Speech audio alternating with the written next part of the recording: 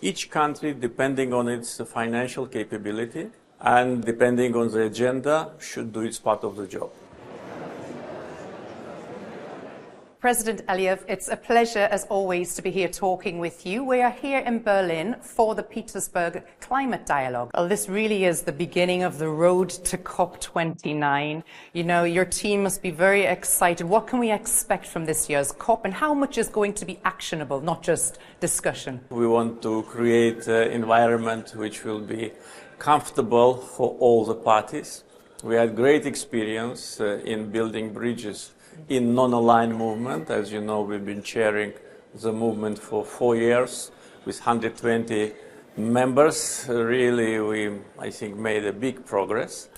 We are actively working with countries of the European Union. We've signed and adopted strategic partnership declaration. So in other words, Global South and the West, and how to engage together in the addressing issues of climate change, how to strengthen solidarity, shared responsibility, and reduce certain mistrust with respect to the issues of climate change. Because, you know, different ideas, different views. The idea of fossil fuels is something that dominated the headlines last year at COP28 in the UAE. And I just wondered whether you think it is a positive development within the COP history to have a fossil fuel producing country leading the way, making the changes and the transitions. That's actually what we're trying to achieve. And one of my messages today at the conference was that don't judge us by what we have, judge us by how we treat what we have, by our agenda. And also one of the issues which is important to understand is, apart from what I've said about our involvement in Europe, in non-aligned movement, we're also members of OPEC Plus countries. And we are already working with many oil-producing countries in order to create a kind of a solidarity package prior to COP. What can be additional? I think that oil-producing countries, especially when the price of oil is high, should pay more, should give more in order to tackle the problem. So solidarity is, I think, integral part of financing and how we'll succeed.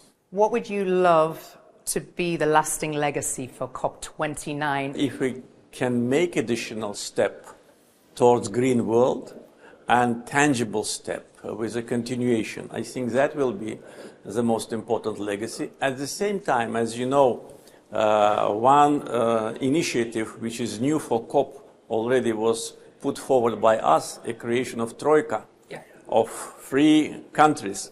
So using the experience of UAE and now Azerbaijan and later Brazil to create this trilateral format of cooperation, because each of these 3 countries has